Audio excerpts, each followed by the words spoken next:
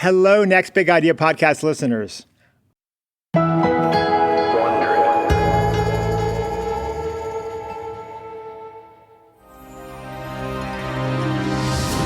It's the tournament on every poker player's calendar, where amateurs and pros compete side by side for jewelry you can't buy in a store. The 2017 World Series of Poker main event, Day 1A, is right now. It's July 8th, 2017, and more than 1,000 people are packed into the Amazon Ballroom in the Rio Hotel and Casino in Las Vegas. Forget James Bond and his tux at Monte Carlo. The people here wear t-shirts and sweatshirts and baseball caps, and nearly all of them are men. The players crowd around more than 180 green oval tables. At each one, a dealer in a white shirt and black vest handles the cards. The ballroom is quiet, save for a droning announcer and the soft clink of plastic chips. You can feel the nervous energy in the air. When the 10-day tournament is over, the winner will take home more than $8 million. Poker is a big money sport, but it's hardly exclusive. Anyone can enter the main event as long as they've got $10,000 to spare. This year, more than 7,000 players come, some of them seasoned professionals, most of them hopeful amateurs. Upstairs in her hotel room, a 33-year-old woman named Maria Konnikova wonders where she fits in. A year ago, Konnikova knew nothing about poker. She'd never really given it a thought. But for the last several months, she's been training hard with one of the world's best players. And now she's ready to try her luck. But lately, luck has been a fickle friend. 2 years ago, an autoimmune condition came out of nowhere and covered her body with painful hives. Then her husband lost his job, and with it, the family health insurance. Then her grandmother fell, hit her head, and died. Konnikova's run of bad luck made her think a lot about control, or more to the point, her maddening lack of it. She wondered how much of our success in life is determined by chance, and how much of it by talent and skill. Poker seemed like a perfect place to look for an answer. You can't win at poker if you're not any good, but you can't win without luck either. The question is whether you can bend the odds towards what's under your control. But today, when her cards are dealt and her chips are put in play, when her fellow players in the Amazon Ballroom lean forward on the wooden rails around the green felt table, Maria Konnikova's chair is empty. She's still in her room, curled up on the floor, puking her guts out. For now, at least, luck has got the better hand.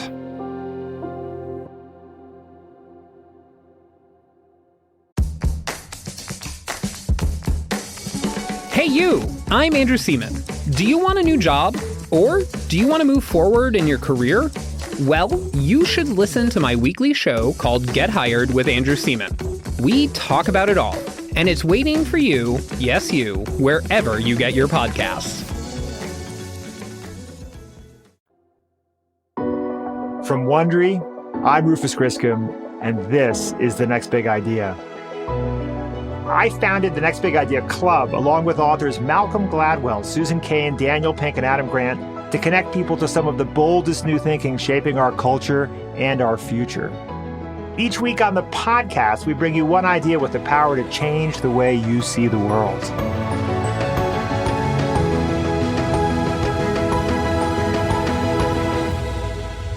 This week, luck versus skill, and what poker can teach us about living through the current moment. Maria Konnikova is a best-selling author, podcast host, and contributing writer to The New Yorker. She was born in Moscow and came to the United States when she was 4. She got a PhD in psychology at Columbia, working under Walter Mischel, who was known for the famous marshmallow experiment that tested children's self-discipline. In her own research, she studied the way people made decisions and how they understood or misunderstood the limits of their control. She became interested in poker when she was reading up on game theory. She figured Texas Hold'em, a variation of poker where 2 cards are dealt to each player face down and 5 cards are dealt face up to the group, was a perfect way to understand the balance between the luck of the draw and the power of knowledge, nerves, strategy, and judgment. She shocked her friends and family, including her surviving grandmother, when she decided to go pro, convincing Hall of Fame poker player Eric Seidel to be her mentor. Over the next couple of years, she won more than $300,000 in prize money, and she wrote a fantastic book about her experience, The Biggest Bluff: How I Learned to Pay Attention, Master Myself, and Win. The curators of the Next Big Idea Club voted it one of the best books of the summer. I called her at her apartment in Brooklyn. Maria Konnikova, welcome to the Next Big Idea podcast. So great to have you here today. Thank you so much for having me, Rufus. It's a pleasure. Well, first of all, congratulations on the selection of The Biggest Bluff as one of our 2 summer books. As you know, this is, Adam Grant, Malcolm Gladwell, Susan Cain, Dan Pink selecting the 2 best books of the season, which is, I think, quite an extraordinary distinction. So congratulations. Thank you. I feel very honored. So, Maria, it's July 8th, 2017, and you're at the main event for the World Poker Series, and you find yourself on the bathroom floor vomiting. What happens next? I do not wish to relive this memory, Rufus. I'm so sorry to bring you back to that moment. Because not only am I on any bathroom floor, I'm on the bathroom floor of the lovely Rio Hotel and Casino. If anyone has been there, you know that it's not one of Vegas's new properties. I don't know when it was last renovated, but decades ago. And this is not somewhere that I would wish anyone ever find themselves. I was playing the main event of the World Series of Poker, and this was day 1. So it was a really huge deal. This is what I was supposed to be working toward for my book. This was supposed to be the grand finale. And I'm someone who suffers from migraines. I've gotten them for most of my life. I first started getting them around age 10, 11. And I was getting a migraine. And my migraines don't just affect my head, they affect my stomach. And I was trying to ignore it for a very long time and finally could not. And the tournament was actually happening. It was going on as I was on the bathroom floor. I think I put it in a very glamorous way, barfing my brains out, because that's, in fact, what was happening. So my chips were in play. So what people who don't play poker need to understand is that in tournaments, you can't just get up from the table. It's not a cash game. In a cash game, get up whenever you want, and your chips will be there when you come back. In a tournament, your chips keep going in the middle because the game keeps going, even if you're not there to play them. So it would take something really extraordinary to let yourself blind out, which is the term for it, out of a $10,000 buy-in event. And not just any event. This is the event. The World Series of Poker main event is the biggest event on the poker calendar. And so I was just miserable. I was feeling so bad for myself. And it was also, though, kind of amusing because I thought, wow, here I am writing about luck. And talk about luck. Talk about realizing that you can plan for everything. And there are so many things that you can do. And I've been working with Eric Seidel. I made it this far. And hello, migraine. I'm not even there to play. I'm here in the bathroom. And so that's something that in the moment, I definitely was not laughing because I was in a lot of pain. But in retrospect, I think was quite hilarious.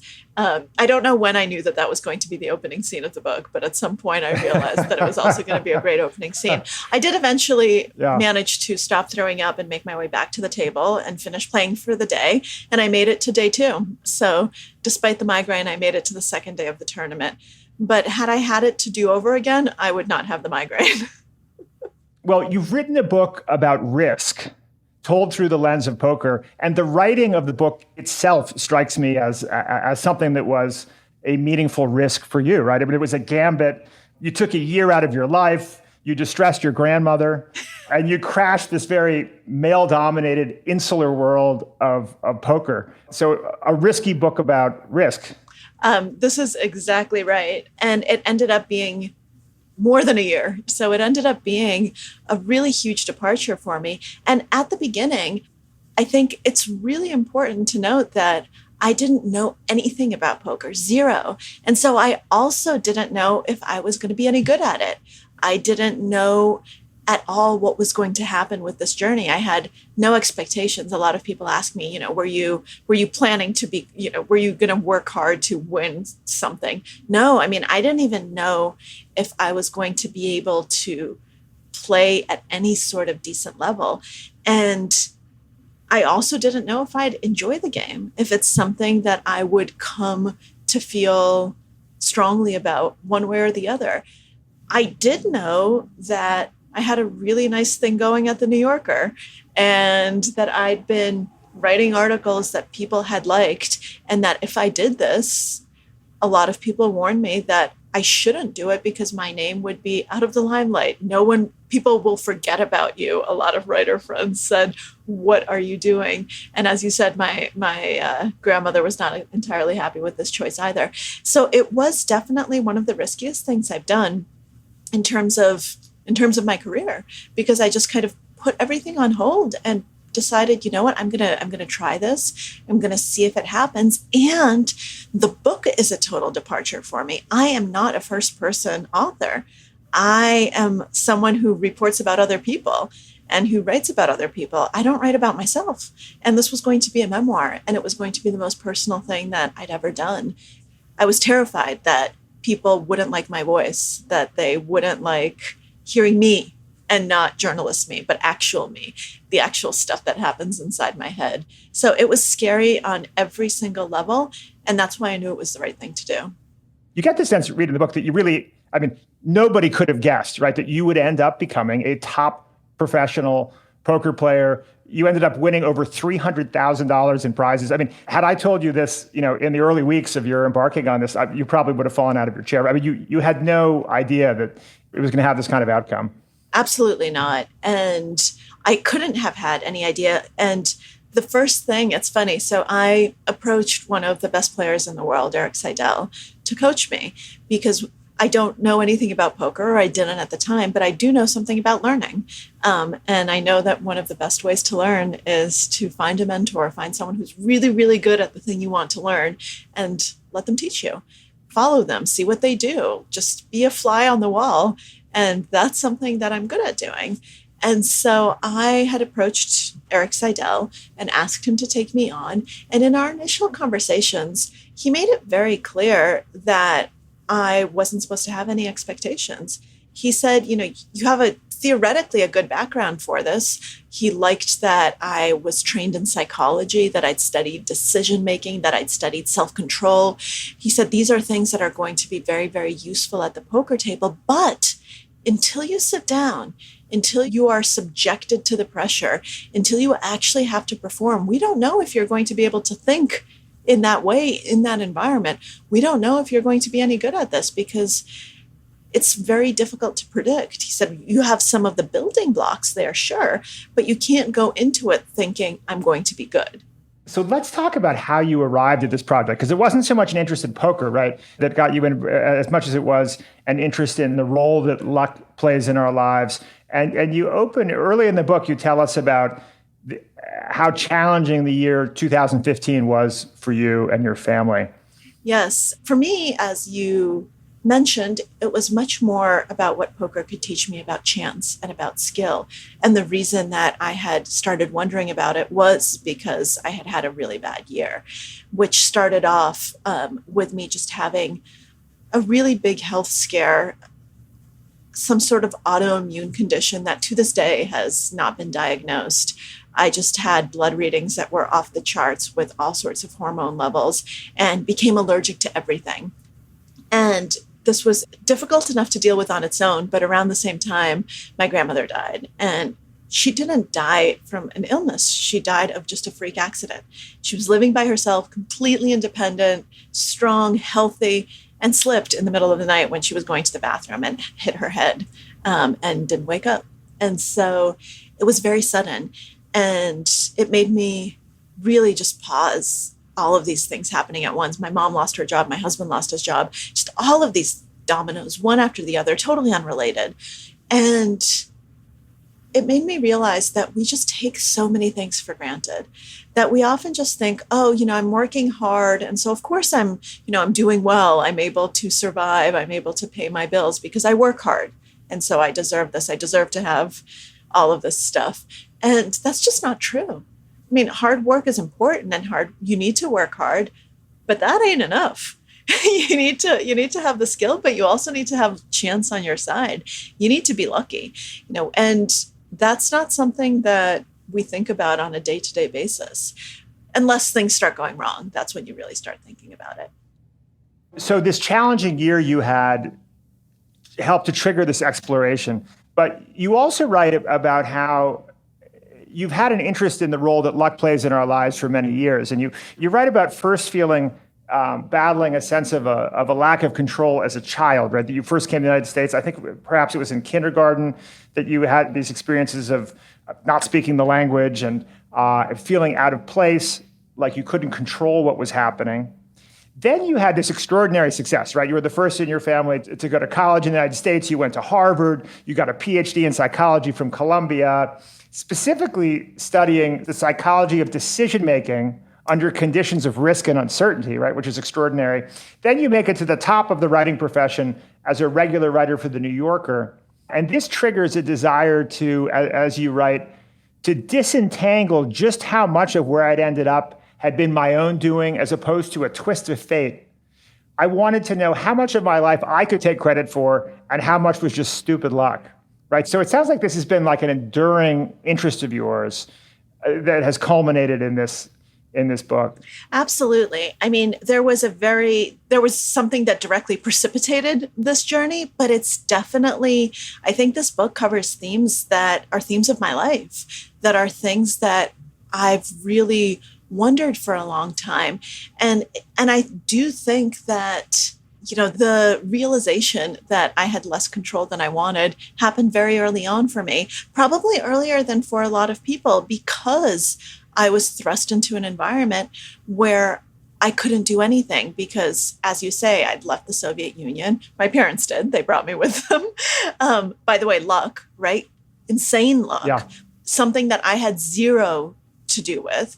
And then they come here, they bring me here, and I don't speak English.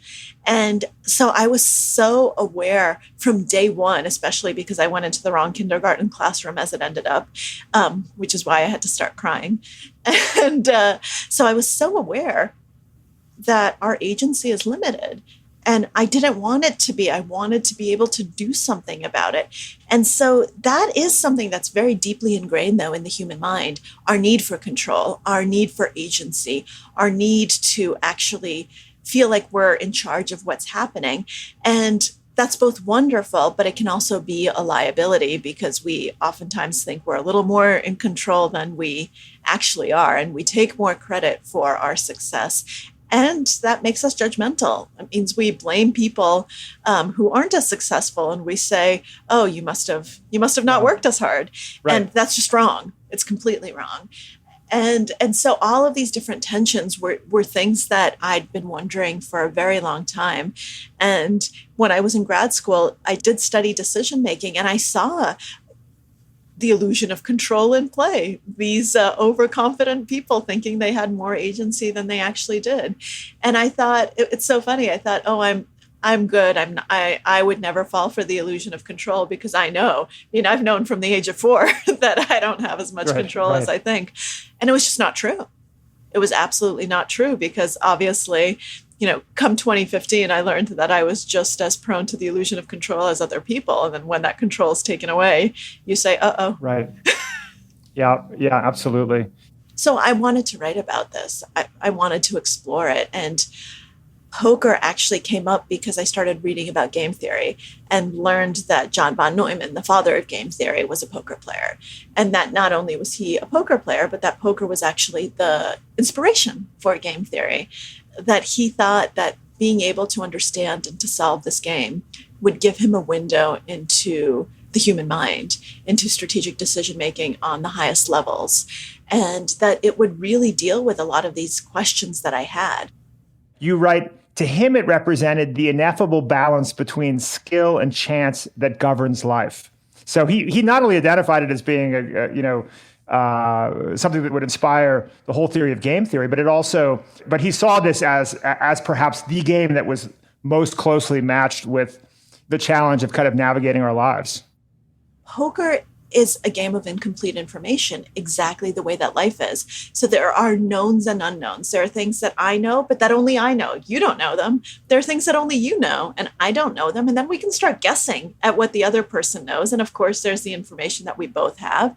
And it's this iterative process. It's this game of people. It's a game of probabilities. It's a game of uncertainty where your goal is to make the best decision possible, but you know that it's never going to be necessarily leading you to the outcome that you want because chance is involved. So your goal is to get the probabilities on your side as much as possible, put yourself in a position to win, make the right decision. But the outcome is out of your hands. You don't control the cards. You don't know what's dealt. And that's a perfect analog for life, where you can do everything right, but chance also has to go your way.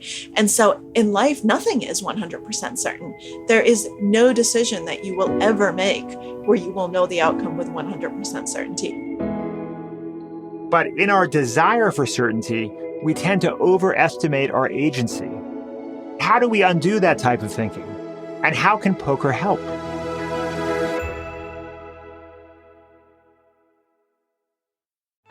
The Anxious Achiever is the podcast about your mental health and your work, where leaders from top companies, entrepreneurs, athletes, celebrities, and leading experts share how they've managed through anxiety, depression, and other mental health challenges, and how they've become better leaders in the process.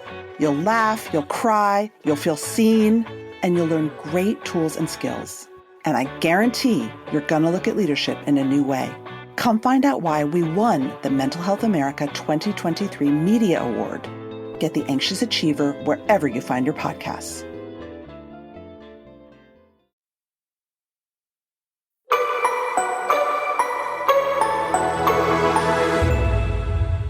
Back inside the Rio to our featured table on day one of the 2009 main event. Lon, have I mentioned I am stoked?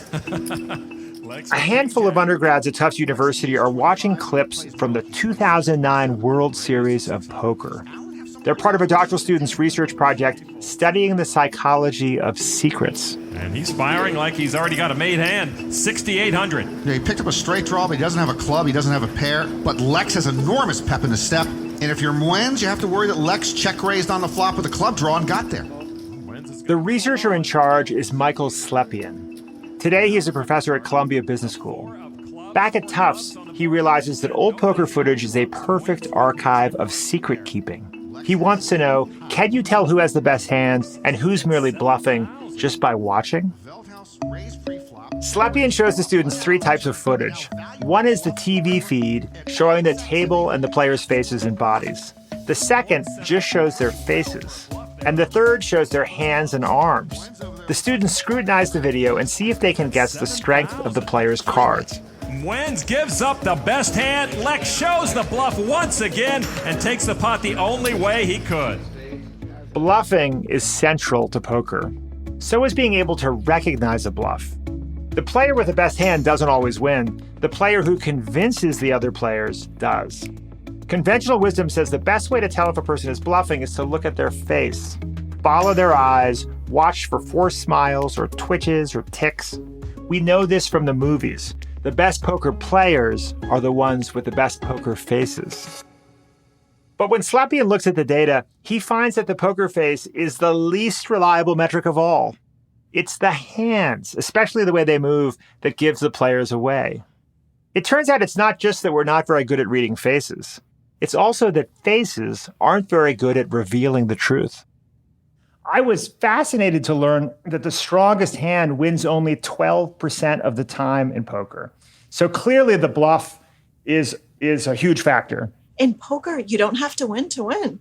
You actually just have to outskill the other people. You have to be the smarter player. You have to understand how to press your advantage. Von Neumann has this wonderful line, which is one of the things that got me into poker. He writes, real life consists of bluffing, of little tactics of deception, of figuring out what does this man think I mean to do. And that's what games are about, in my theory. That just really fascinated me. And that's what we're talking about here. And that it is real life and it is poker. It's a game of people. It's a game of psychology. Yes, it's a game of math and probabilities. Of course it is. And you have to understand that. Otherwise, you're going to make really, really bad decisions and you're not going to be able to win because that has to be in place. But after that, it's a game of one-upmanship in a way, but smart one-upmanship. When we think of the art of the bluff, there's first sort of reading the patterns of the way a given player plays, right? And in parallel, trying not to let your own patterns be easy to pick up or avoid having patterns, as the case might be. But then the second is reading the tells or the physical indications that a player is bluffing. I mean, going in with a PhD in psychology, did you feel that you had an advantage when it came to reading people, and did that prove to be true? So when it comes to physically reading people, I was actually very pessimistic. And that's because my last book was about con artists. And I knew that people are really, really bad at spotting deception and that we're really, really bad at being able to tell if someone's lying or not, especially if the liar is good.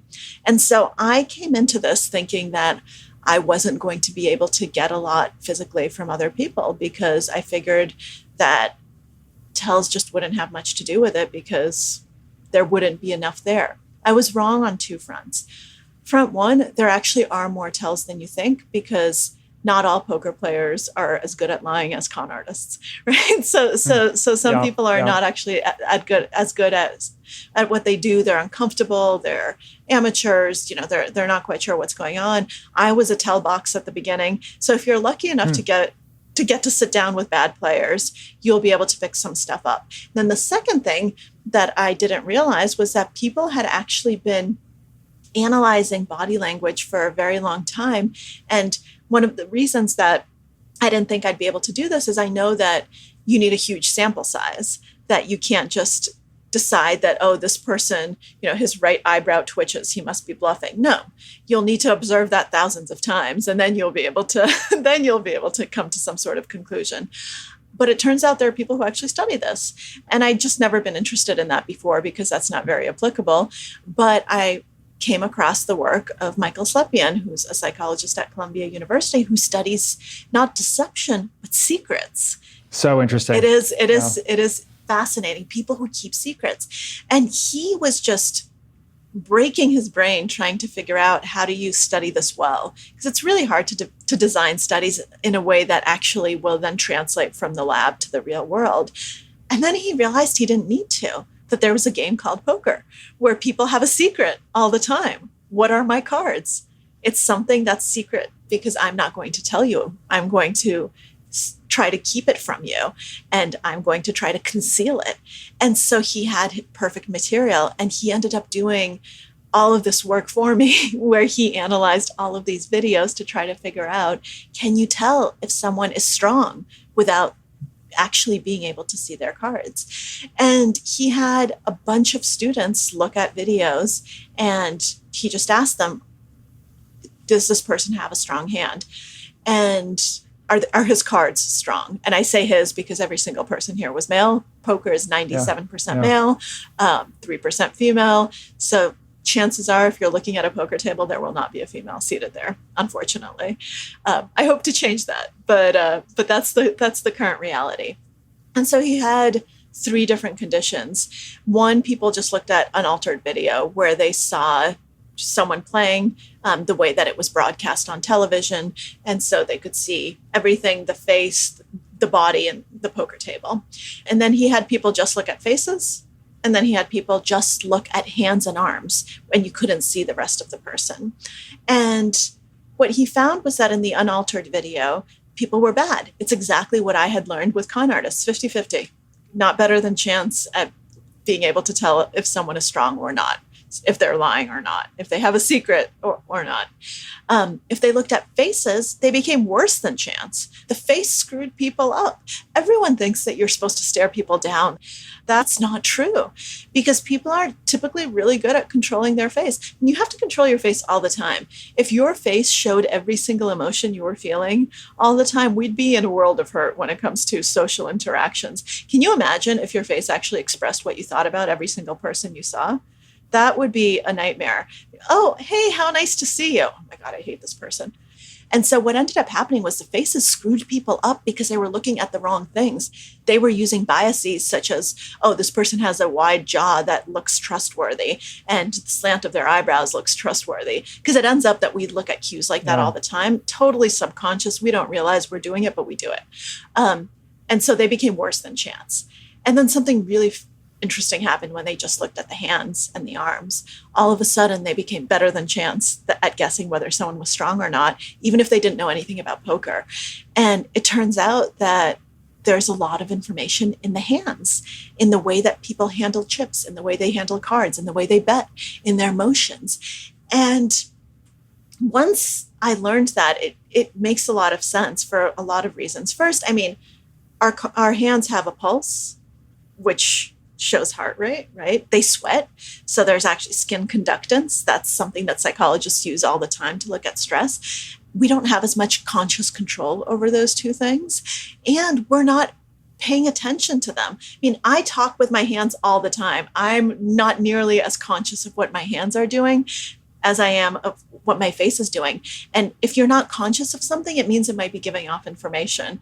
So the sort of psychodrama around tells and bluffing get a fair amount of attention when people think about poker. But I was fascinated by the ways in which poker ends up being this laboratory through which one can exercise biases and logical fallacies, right? And that you had to, in this process of becoming an accomplished poker player, just systematically identify and remove these logical fallacies, right? Starting with the simplest, what I guess would be the gambler's fallacy, the faulty idea that probability has a memory, right? It doesn't matter how many hands you've won or lost.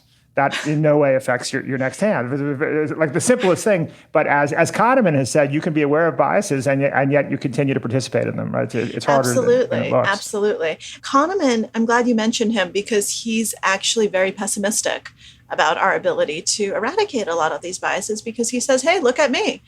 I've been doing this for decades and I still have these biases. I actually think that poker is the first place that I found that helps you eradicate some of them because there's money on the line.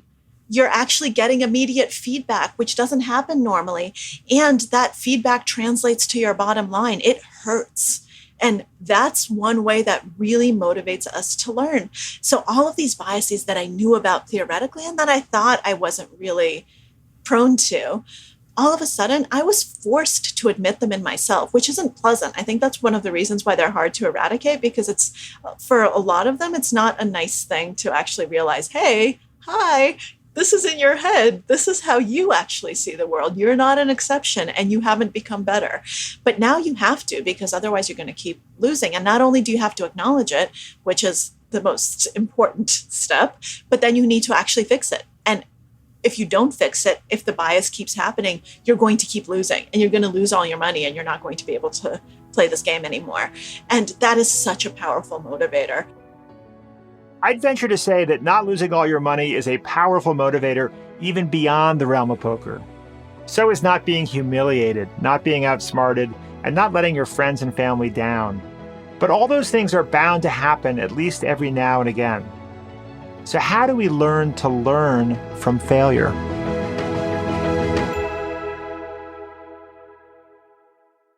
Hey folks, Rufus here. If you're a fan of our interviews with physicians, scientists, or entrepreneurs, then I have the perfect podcast recommendation for you, Raising Health. Previously called BioEats World, Raising Health comes from leading venture capital firm Andreessen Horowitz, A16Z.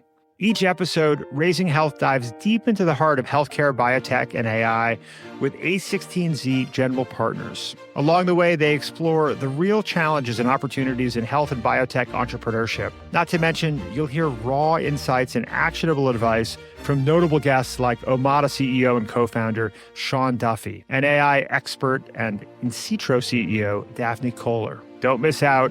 Follow Raising Health wherever you get your podcasts.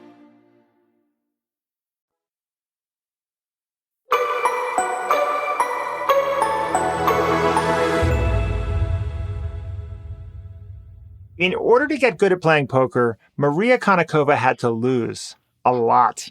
Poker was humbling. She had to give herself up to the unavoidable force of chance. Uncertainty, the knowledge that we don't have total control over how things turn out, is a familiar feeling for all of us now as we wait out this pandemic, unsure of what comes next. Konnikova says poker can teach us to cope.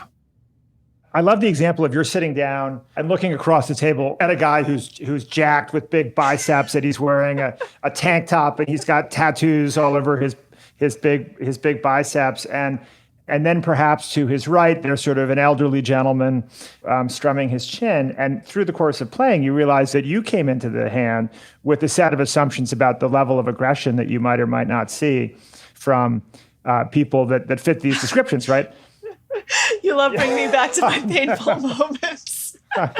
But yes, it's so funny. It was such a memorable moment for me because it just hit home that everyone is biased. I loved this moment of realization when I actually realized that being female was a superpower at the poker table as opposed to a liability, because I realized that people saw me as female. That was their first bias. And so they would play against me differently. And at first I let them bully me, and I didn't respond well, and I lost a lot of money. But then when I started realizing this, I started winning because I could take advantage of it. And I was so proud of myself.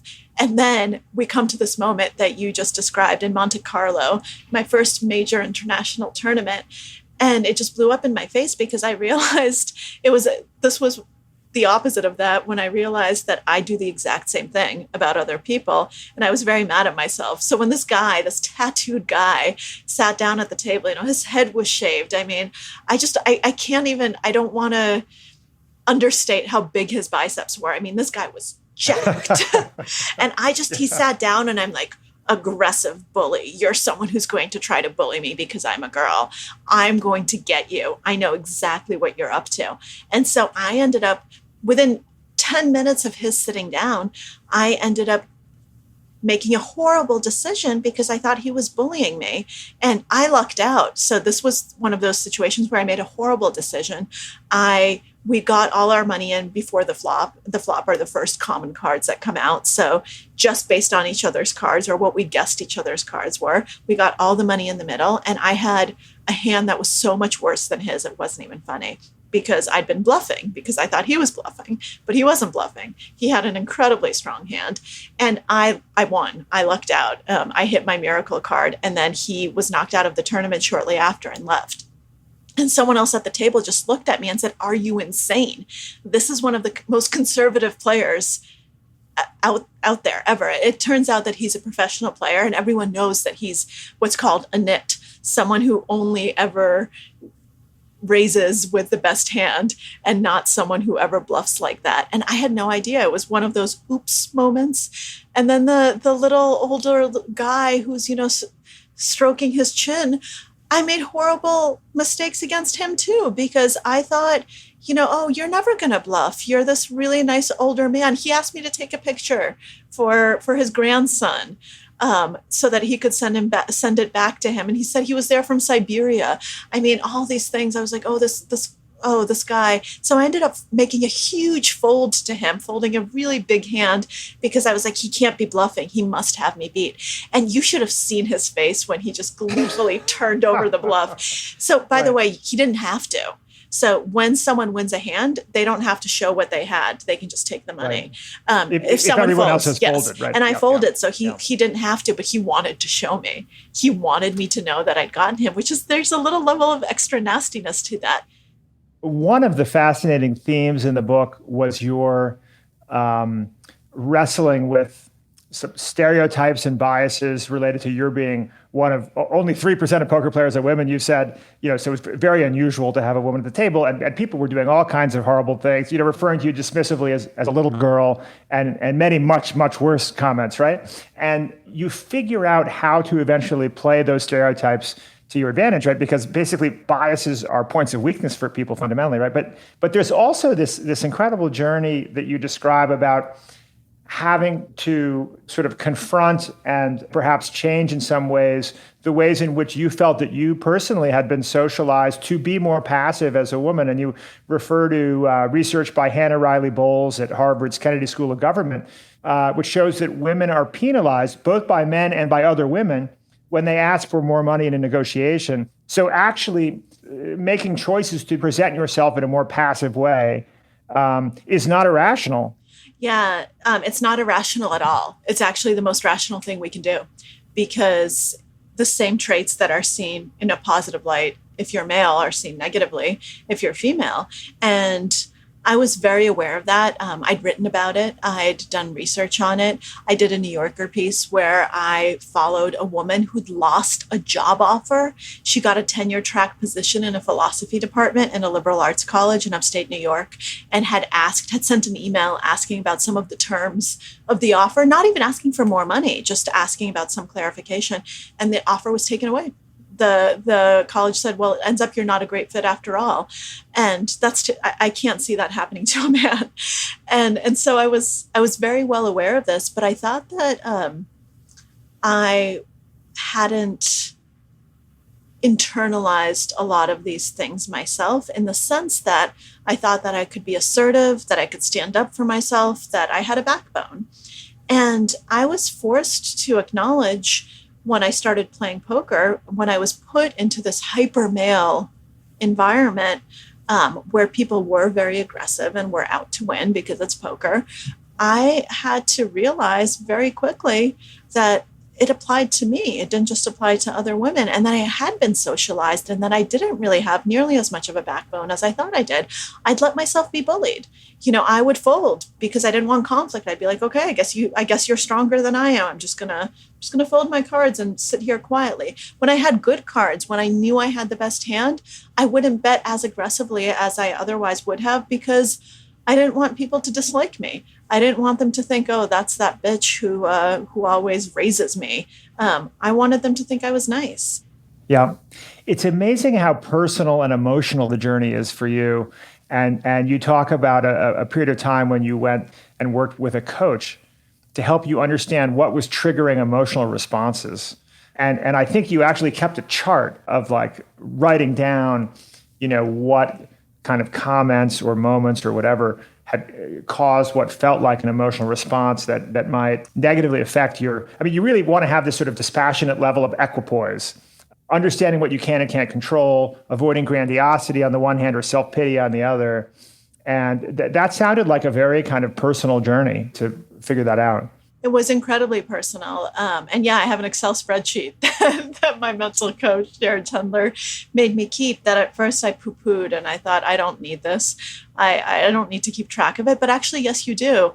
And when you write it down, it's very different from thinking because you're actually forced to write and forced to acknowledge and forced to put it in words and to vocalize things that otherwise would go unsaid. And so, yeah, the journey became much more personal than I ever thought it would.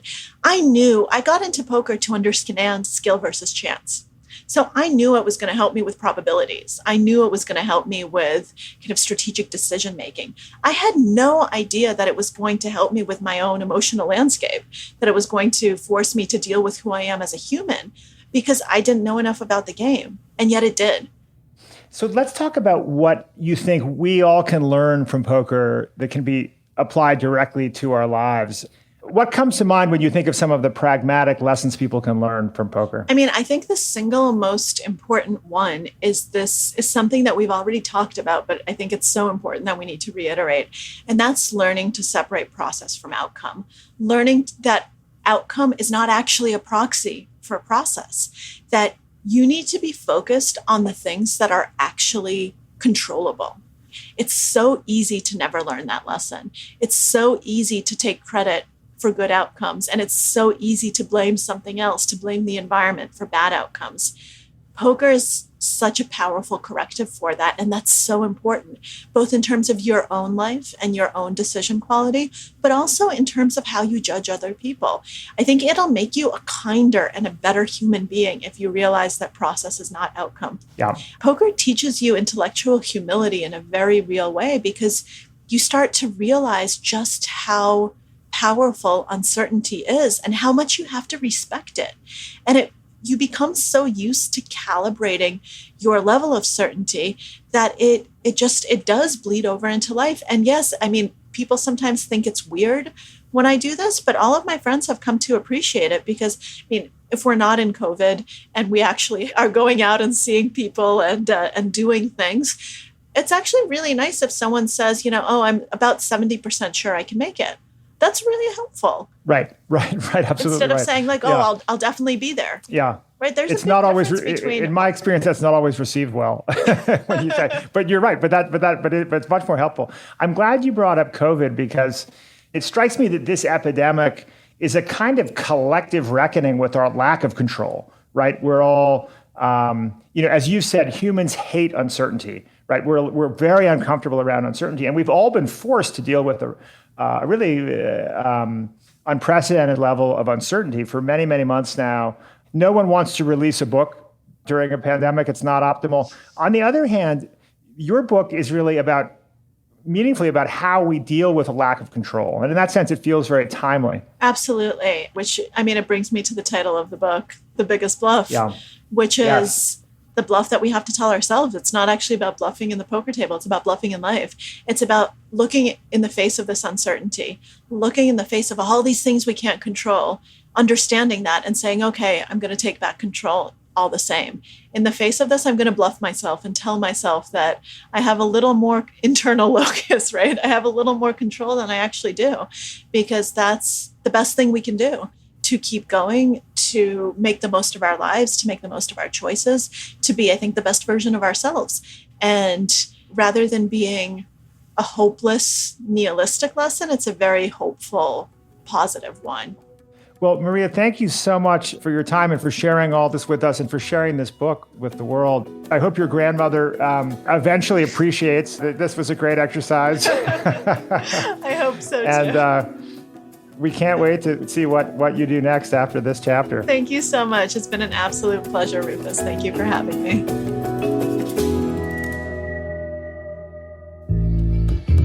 From Wondery, this is The Next Big Idea. Today's episode is the last in season 2, but check back here in a few weeks for a special bonus episode featuring the incomparable Sam Harris. Boy, am I looking forward to that conversation. We do not have an exact date for when The Next Big Idea will return for season 3, but you can look forward to it later this year. In the meantime, this is a great opportunity to catch up on all the episodes you may have missed. So much good stuff this season. Special thanks today to Maria Konnikova. Her new book, The Biggest Bluff, How I Learned to Pay Attention, Master Myself, and Win, is available everywhere books are sold. I'm your host, Rufus Griscom. This episode was written by Hannah Kingsley Maw. Caleb Bissinger is our associate producer. Our series producer is Michael Kovnat. Senior producer is Jonathan Miller. Sound design by Kyle Randall. And executive producers are Stephanie Jens, Marshall Louie, and Hernan Lopez for Wondery.